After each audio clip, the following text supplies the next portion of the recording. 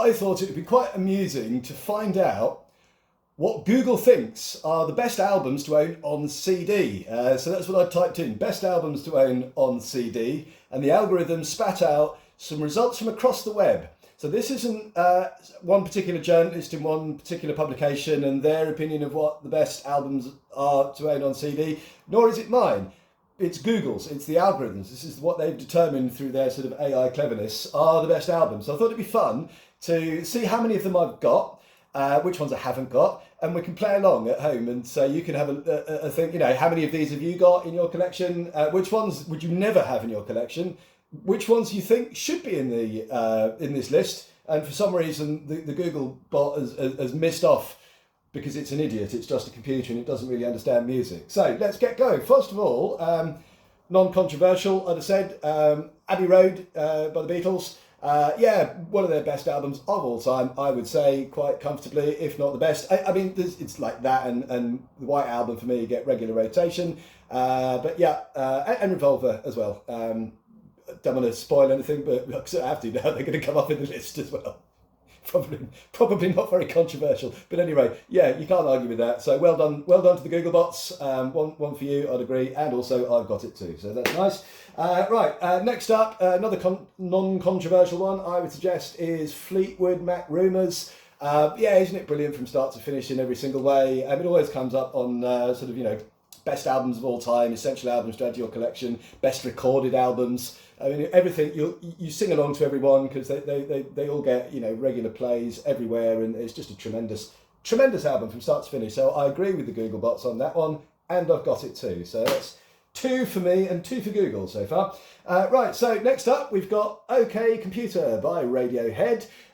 Yeah, so I can't argue with it. Might put the Bends in there for me, possibly. But at any rate, OK Computer, certainly as a kid, this was one that got played a lot. This has come up on this channel before, and it'll come up again, no doubt, because I love it very much, and Google seems to agree. So there we go. We're tied 3 apiece, me and the Googles. Right, next up, bit of jazz. And if you're going to have a bit of jazz, it's got to be Kind of Blue, hasn't it, by Miles Davis. Yeah, I mean, this is the gateway drug for so many into the jazz genre. It certainly was for me. I bet it was for a bunch of people watching this too. And so my love for jazz kind of started with this album. Google agrees. We're all in agreement. Well, leave me notes in the comment if you don't, because I always like to be, yeah, it's nice to be challenged. What was the first jazz album you listened to? Let me know. And if I don't have it, I'll give it a listen. Right, next up, another absolutely iconic album. I agree with it, and I've got it in the collection, so we're still tied so far. This is, of course, Nirvana Nevermind. This came up the other day in my video about the albums I've listened to most in my life. It actually lost out narrowly to Unplugged in New York, but that's only because in recent years I've listened to that more. But if you'd asked me as a teenager, I'd have had to turn the volume down on this one first to hear your question, because I'd have been playing this at full volume and annoying my parents and the neighbours and the cat and everybody else. But certainly, Nirvana Nevermind, no arguments there. Right, another one that we could tie on. I agree with the Google. So Michael Jackson, Thriller. Michael Jackson at the height of his powers, Quincy Jones at the height of his powers, banging songs from start to finish, amazingly produced, beautifully recorded, wonderful in every way, absolutely iconic album. Michael Jackson's Thriller. Yeah, can't go far wrong with that. We're doing well so far. Me and Google aren't really in agreement. There are some disagreements and some things later on, but never mind. For the time being, we're all right. And everything is cordial and harmonious between man and machine. So isn't that lovely? Having just talked about OK Computer as well. There we are. Anyway, right, next up, another iconic album, Marvin Gaye, of course, with What's Going On. I don't listen to a lot of soul music on the whole, but when I do, I tend to reach for this one. It's arguably earned its right in the public's heart, in the critic's heart, in my heart, and apparently in Google's heart. Did it have that? Wiring, whatever you call it. I don't know. Has Skynet become self-aware enough to be able to appreciate soul music? I don't know. According to this list, it has, as far as Marvin Gaye is concerned at any rate, so that's interesting. The next one, this is where the first bit of controversy for me comes in, simply because Pet Sounds by the Beach Boys is always listed on must-own albums, greatest albums of all time, all this, best recorded. I agree with best recorded, for sure, but compared to literally everything else that's on this list, as far as I'm concerned, or the ones that I've got at any rate, there's less bangers on this, aren't there? It's not a bad album. It's exploring new territory and they're sort of going out there just to see what can be done. But the end result is, I would say, nowhere near as an accomplished piece of work, in my opinion, as most of the others on this list. Certainly less catchy numbers on it for my money. But anyway, there we are. So I disagree with you, Google, on that one. But it's kind of like, this has come from the web and everybody talks about it all the time. And so it is there, and so I agree as far as it probably should be mentioned. So where that leaves us, I don't know. Another Beatles album coming up now, and of course it's Revolver. You couldn't have a list without Revolver. If you're going to have Abbey Road, you've got to have Revolver. So, and you're all screaming down in the comments about the other one that should be on there. So yeah, hold your peace and see what comes up later on in the video, because you might be right. Anyway, yeah, Revolver by the Beatles. Again, every song on that we all know, and it's arguably one of the most famous Beatles albums, isn't it? There's probably 3 of them, and we've seen 2 already. We might see the other one in a bit if we play our cards right.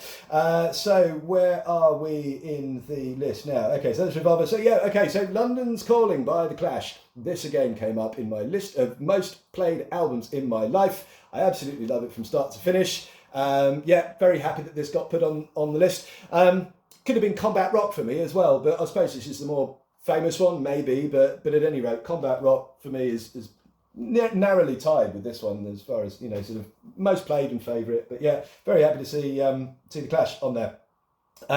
For those of you that are going, where the hell is all the Led Zeppelin? Led Zeppelin 4 made the list. And it's probably the one. It's probably the one, isn't it? Let's be realistic. It's probably the one that you're going to put on there.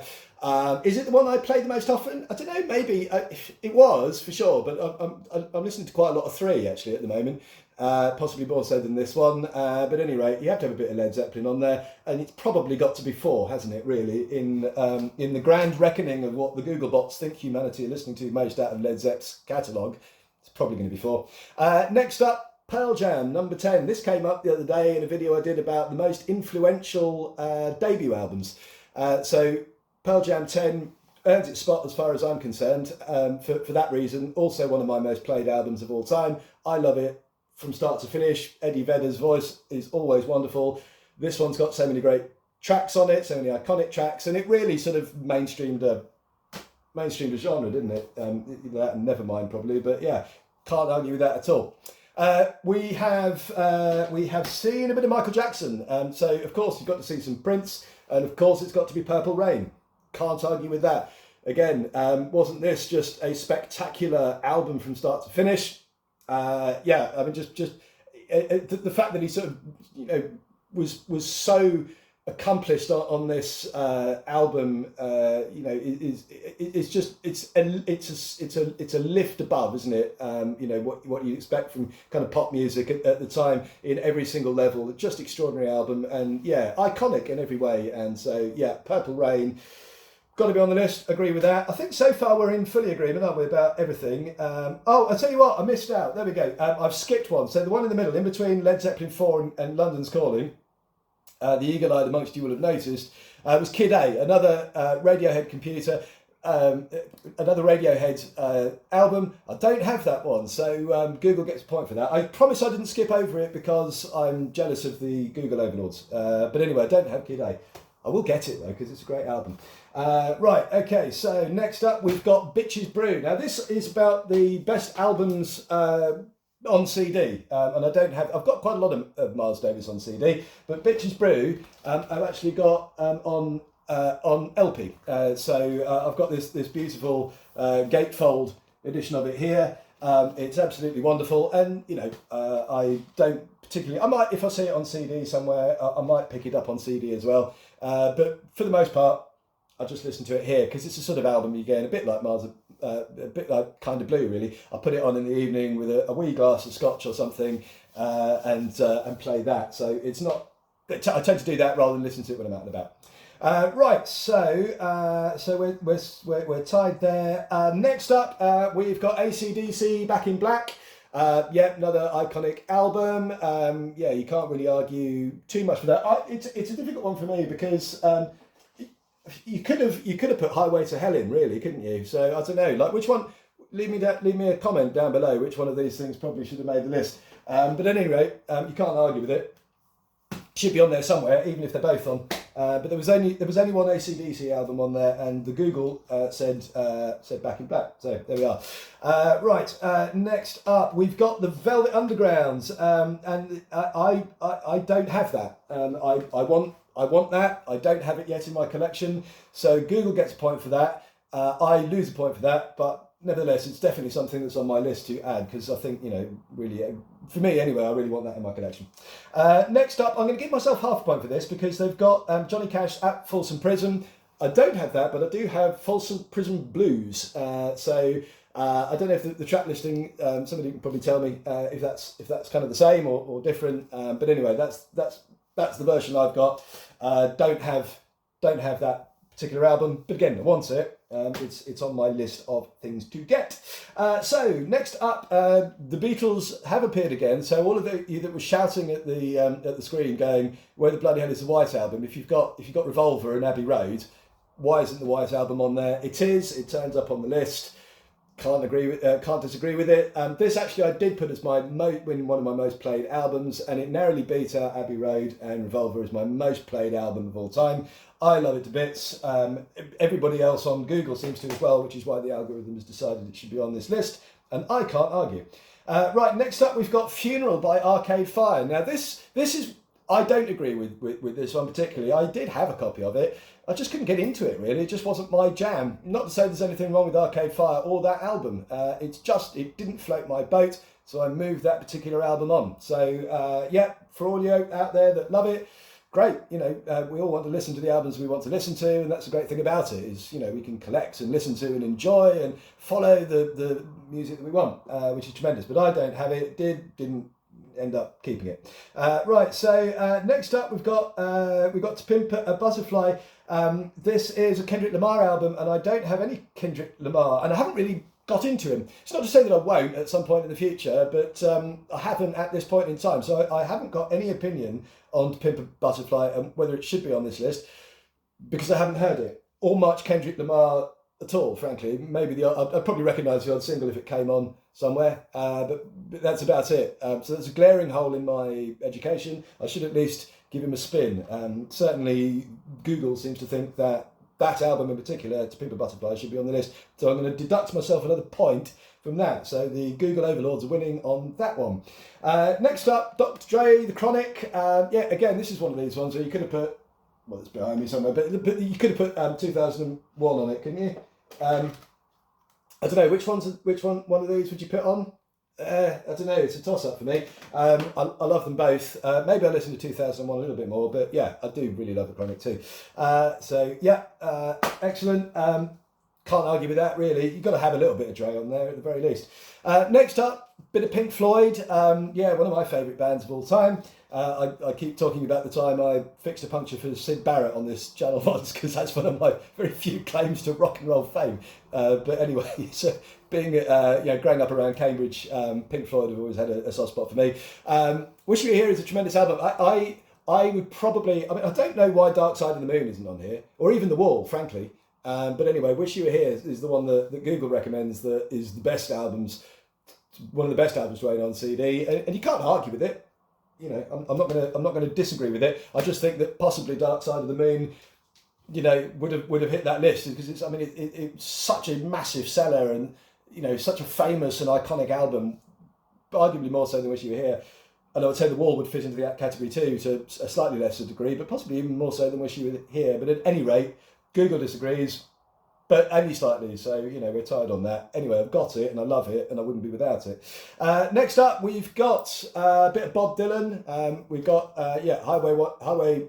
No, we haven't got Highway 61. That's what I was going to say, by the way. So we've got Blonde on Blonde, which is arguably inarguably should be on the list, I would say. But I would probably also state the case for Highway 61 Revisited. Yeah, I don't know. You can't argue with it. But there we are. That's what the Google says, and it says that that's the Bob Dylan album that should be on the list, and as opposed to the others. So that's it. That's all of them. So I've got a decent smattering of those. There's one or two gaps in there. I definitely need to get myself a copy of Kid A. I definitely need to get myself Velvet Underground, and I definitely need to get At Folsom Prison, and I definitely need to check out some Kendrick Lamar, because I don't. So maybe I'm going to have a little listen to Pimp a Butterfly, to Pimp a Butterfly, and see if I like it. And if I do, I'll buy it and perhaps sort of get into that a bit. But I really have no opinion on that whatsoever. So that's it. Let me know in the comments below which of these albums you've got, which are the ones you haven't got, and you want to put in your collection.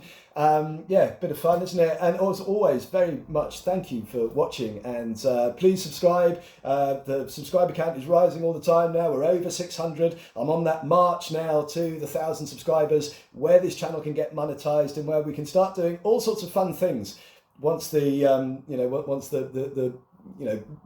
YouTube partnership program allows me in. I can buy more music and all that sort of stuff without it just sort of costing lots and lots of money. So it gives me more content to give to you guys and share the love more for music. So that's it. Thanks again. See you later. Cheers.